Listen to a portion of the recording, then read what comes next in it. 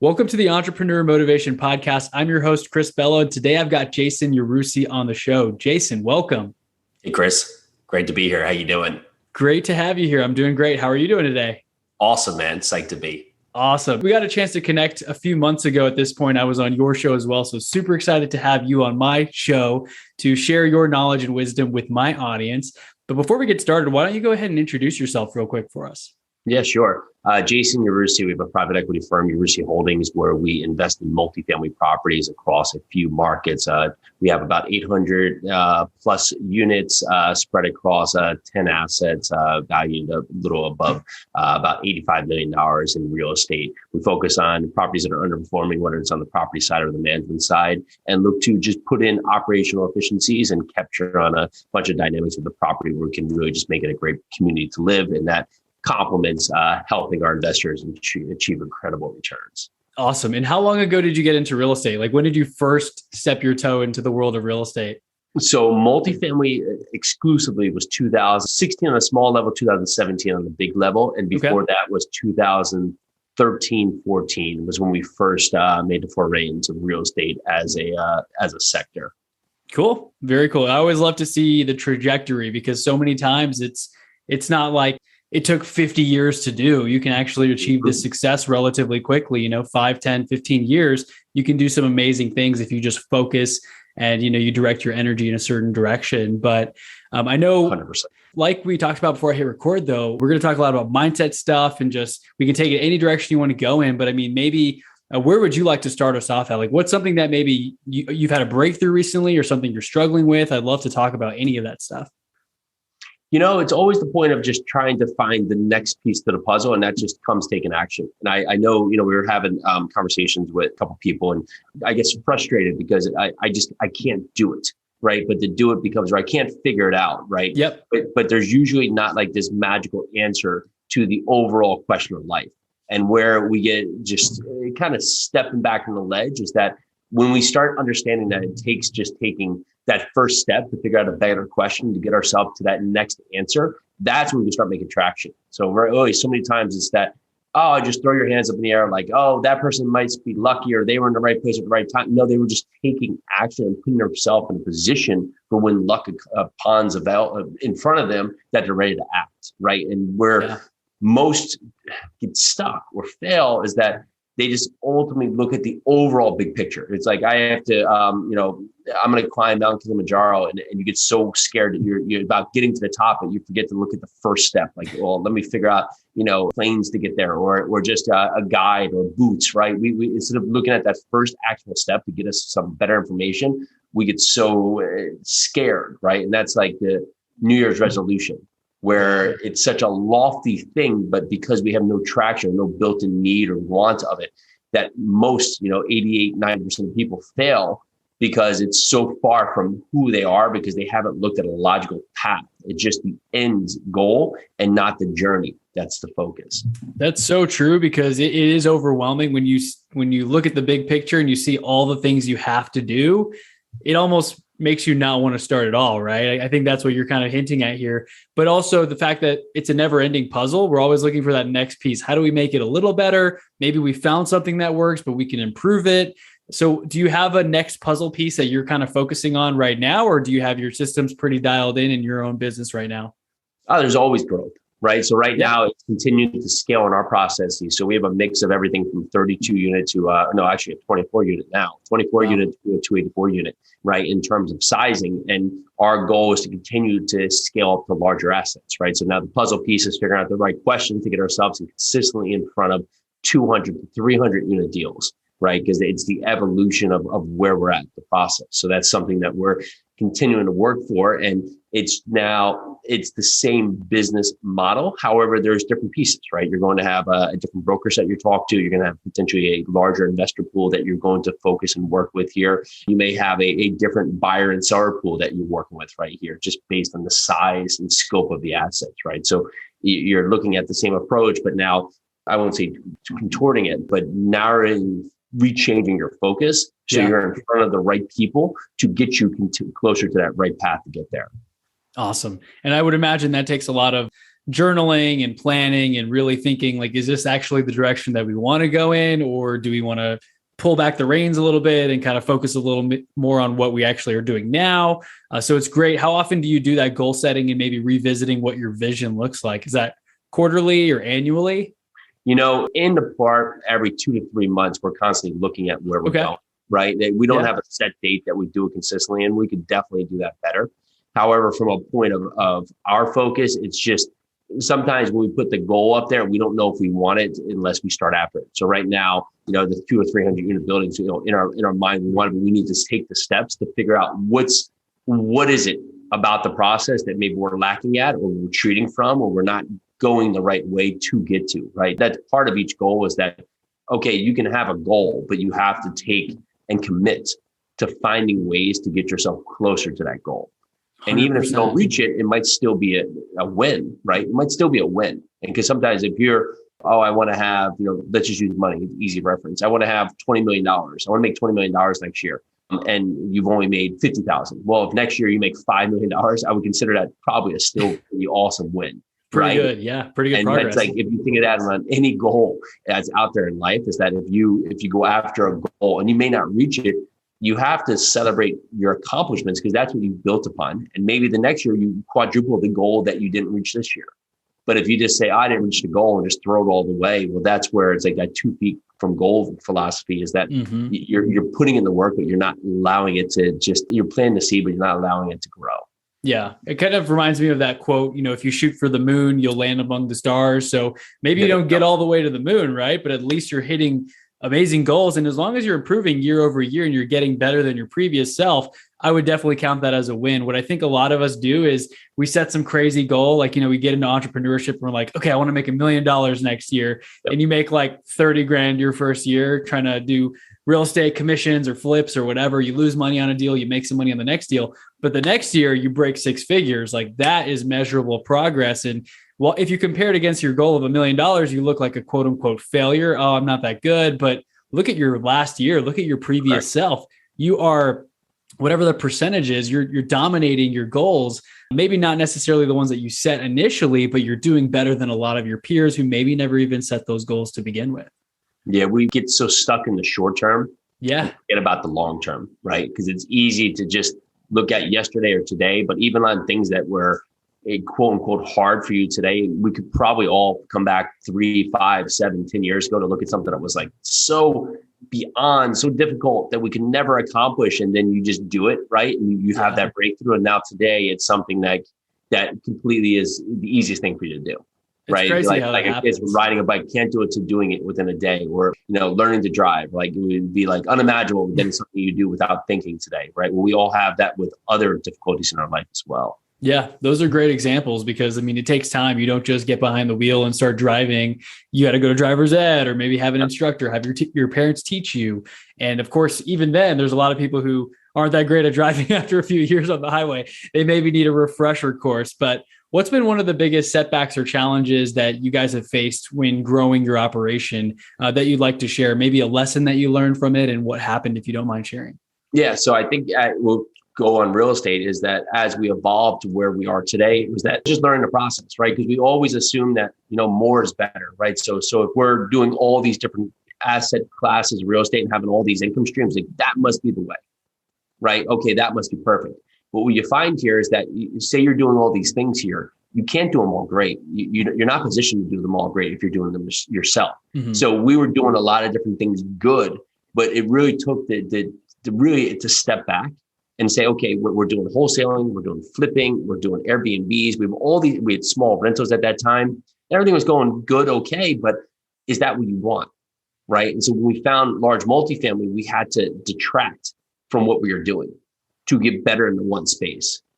Because diversifying, I get all the points here, but when you look at successful people, they may have a lot of successes in a lot of different fields, but typically they started in one arena. Yeah. And they were able to get that growth and get that distraction going and then build upon that. Because when we start in all these different arenas, we don't have the foundation to be able to have the strength and success built out there across all these patterns that we can go and apply that same success to multiple points because we're learning, right? We're learning all these different fields. It's like investing in multifamily is that I always teach, like, start with one market. So you can understand the flow, understand how to find partners, find team members, find brokers, build a team, underwrite properties. Because if you try and do that across 20 different properties or 20 different markets, you're trying to do so much here that it's hard for you to get the process down because you're all over the place in your focus. That's really good advice. Have you read the book, The One Thing by Gary Keller and Jay Papasan? I have. Yeah. And that's a great book. So yeah, my wife used to be a Keller Williams agent, and great book, but the same thing here too. It's you have to really just hone in on the most important thing. Absolutely. Because everything else falls in place. And it's part of the balance there is that we all think that we need to be balanced in 73 things, right? But if you drop them all, there's going to be 2 or 3 that you realize you can't drop. Yeah, right. So it's like, okay, I take my kids to school in the morning and then, okay, I got to pick up my kids here. I should get milk. I have a call that has to be made or this deal won't close. Or, I need to, do the laundry here. You may not get the milk in the laundry, but you got to pick up your kids and you got to get the deal closed. Right. And so the other two, like, it's not going to be the end of the world if you don't do them. Right. But so many times we're like, I have to do everything. And then you mess up, you get late to get the pick up the kids, the deal, it gets really tough because you can make the call later and forget some of the paperwork because we're trying to do all these things that don't necessarily have to happen to complete your day. Yeah. And that's one thing I noticed in real estate as well, because when you're trying to get focused and people say, yeah, I'm going to do real estate, you kind of talked about some of them that you were doing, Airbnbs and wholesaling and flips. I mean, a little bit of this, a little bit of that. And even within real estate itself, while it sounds like you're just focusing on real estate, you can still be doing 73 different things and you're kind of doing them all okay, but none of them are amazingly great. And so I love how you said you had to step back from doing all that different stuff to really focus on the multifamily. And another nugget there that you wrote down, that I wrote down, was that you mentioned to start with one market to understand the flow. Because if you do start, for those listening, whatever you're trying to do, if you're like, hey, we're going to launch this in 10 different markets, that might be different demographics and different areas and different population sizes, and things can be completely different, right? If you're flipping houses, for example, that's very market specific, like a home in Colorado versus a home in Texas. One has basements, one doesn't, right? That's completely different. And so everything about that process would be different as well. So it sounds like you guys have gotten extremely clear on what you're going after and figuring out that model and documenting all your processes.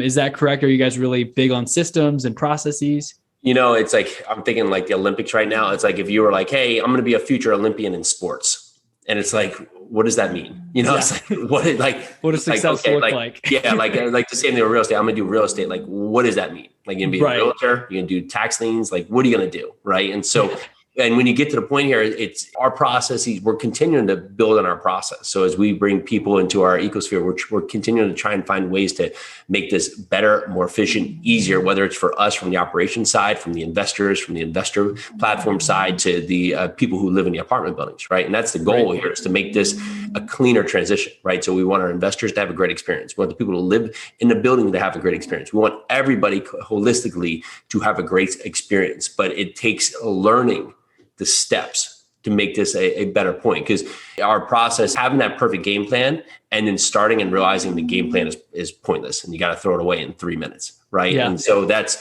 part of here, is that as we continue to grow and build, because, at 50 units or 100 units, maybe we're okay with one process. But as you start getting to cuts of, 800 to 1,000 units, well, okay, so we need another process, right? Because it's you hit that point where you can plateau for a while with your processes, but you have to grow and evolve. And if not, then you're going to be stuck where you are because you're going to have a lid on your growth.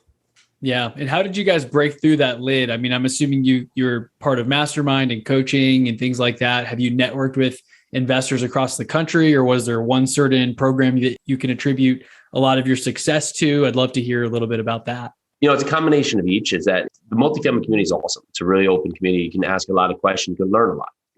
And you have to see how other people are doing things so you can understand what can work for you, right? Because there's a lot of people who've done this successfully for many years and for decades and generations. So you don't have to recreate the wheel, but you're going to be a piece of the puzzle. And you have to figure out what's that piece of the puzzle, right? So we're being the sponsors driving the deals, where there might be people who are just in investor relations or just in lead finding or just in underwriting, right? Because that's where they can succeed, right? Or excel. So you have to understand where you can fit in the process and then understand how you can grow to be the best fit either in your own team or for somebody else's team.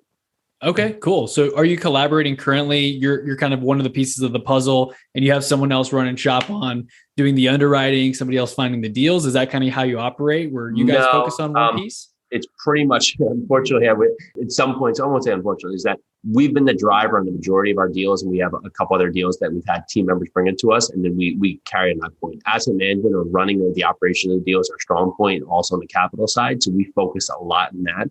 And then at times we'll partner with partners who potentially bring us the deal, but may not have the bandwidth to understand how to close the deal, set up the deal, structure the deal, operate the deal, fund the deal, and we can carry on that capacity right there. But out of the gate, like our first couple deals, we actually did them all by ourselves, which is crazy at the point here, and I'll say by ourselves, and we'll put that in quotations because we did have people who were around us, mentors, and that had helped us understand the process, right? So they weren't signing on the loan docs, talking to investors, but they were helping us stay on the highway, right? So we didn't veer off, into the guardrail, right? And so that part of the process is that knowing the big steps, but having people around you that when certain things come up to keep you close enough on track that you can keep towards the destination. And as we've now continued to scale, we've found deals through other partnerships, through other points, as we've mentioned here. And that's allowed us to be able to use our strengths to our advantage here and not complicate it when we're trying to do so many roles. Yeah, it's helpful to have those people. I think you said, so to keep you from going into the guardrail or even into oncoming traffic, even worse, if you are trying to do everything on your own and you don't have that resource to go to. Same thing with any aspect of real estate, any business, there are people who have already done it. You don't have to reinvent the wheel. I love that as well, because so many times people feel like they have to figure it out, or yeah, I know this marketing method works, but I'm going to try something else. And of course, things do work from time to time. You can have a breakthrough, but you may be going in the wrong direction if you're not following kind of the blueprint that's been set out by experts who have decades of experience, and they've done this for generations possibly. So I found that to be true in real estate in general, is like so many people are open, they share, they don't mind giving you everything under the hood for the most part, what tools they're using, systems, resources, lenders, all that kind of stuff. And so 100%. The more you network, the more kind of opportunities come across your desk, I would imagine. Yeah. And it's part of that is that there is going to continue to be people that we can help and that will help us, right? And it's that self-serving community where if you can put out, the good word, it always comes back to you, right? And so Absolutely. With multifamily, the deals, and even if it's not a deal that we can help with, we want to make sure we can help them or provide some guidance to allow them to succeed, right? So if they're in, I don't know, we're not in New Mexico, but if they're focused in New Mexico, it's not going to be the right opportunities for us, but we may be able to give them some guidance to keep them from hitting the guardrail, right? So you can pass it along. Yeah. And it's kind of like the reciprocity, what goes around comes around. If you just help somebody, they're going to remember that and they're going to send somebody your way, possibly in the future, referrals, connections, things like that. I'm curious to know, I know we've got a couple of minutes left, but how does your week look now? Like, what are the things that you focus on? Do you have a couple of set goals that you look to do every single week, or does it kind of vary depending on the calls that you need to make or the deals that you're working on? Deal and offer, right? So do enough action to get enough deals in front of us that we can underwrite enough deals to present an offer, right? And so that's the goal from that point. And then we have weekly setup calls with each of the property management companies, third-party property management companies to review the operations of the property, right? So those are always the core. So it's finding new and making sure we're performing with existing, right? Awesome. And so those are our two key points. And then from that point, one of the new goals we put on the board is to up. We get a number of investor leads a week to continue to push to up that level of how many investor leads we're getting a week. So that's one of the new goals on the point here that we're going to put focus on, because as we go into these bigger deals here, we're going to talk to more investors, right? Because they're going to be raising more capital here. So we need to continue to open our bandwidth to be available to talk to more people. Very cool. Very cool. And it's so important to just have those goals up there. I think I saw you kind of glance to the left. You probably have them right there front and center on a whiteboard or something, right? So you can look at them constantly throughout the day, throughout the week. And anytime you're getting distracted, you just glance over there and you're like, hold on a second. This thing that I'm about to do does not align with our ultimate goals this week. So what are any last key takeaways that you'd like to share with our audience? Any big nuggets that you've learned this year that you'd like to impart to the listeners? It's never going to be a perfect destination or a perfect route to get you to where you want to go, but it is going to happen if you keep after it, right? And most of the time we find that there's such a big gap from where we want to go, but typically you're not as far from where you want to go and you're not as far from where you were, right? And so it happens in a big way, but it starts with our mind. And if you can put the focus into just continuing to show up and not thinking that you have to do these huge jumps every day, but you just have to do little pieces each day. And if you keep consistent here, instead of saying, I'm going to designate 16 hours to real estate today, when your mind's, to learning the flip or something, when that's just impossible. Maybe, Yeah. but could you do an hour or 17 minutes? And could you do that consistently every day? 17 minutes every day for the next 30 days and see what happens, right? That might prove that you are able to get yourself out of where you are, taking a ton of action just by consistently showing up each day. That's amazing advice. So many people, I think about the 3-hour workout in one day and you're only doing it once a week. It's way better to just do a 15, 20-minute workout 4 or 5 times a week instead of trying to do it all on a Saturday, which won't be as sustainable. You're going to burn out. You won't feel motivated. And so we really underestimate how far that can go if we're just spending an hour a day. Everyone listening, 1 hour a day, 15 minutes here, 20 minutes there. Just stay consistent at your craft. So Jason, thank you so much for your time and for that advice. Of that advice. Where can our audience go to connect with you guys, to learn more about what you're up to and to follow your journey? Yeah, absolutely. Thank you again for having me on the show here. You can go over to yarusiholdings.com, YARUSI holdings.com. You can find everything about us, our team, our podcast, which we were lucky enough to have you on the show. So go back and listen to that episode as well. So definitely. Awesome. I will drop all of that in the show notes, and I really appreciate your time once again, Jason. It's been awesome connecting with you here today. Thank you very much. Awesome. Take care. We'll talk soon, man. Hey, everyone. Chris Bello here. Just wanted to thank you real quick for listening to the show, whether you're listening on podcast or YouTube or wherever it is that you may be listening. I wanted to make that quick offer about real estate help.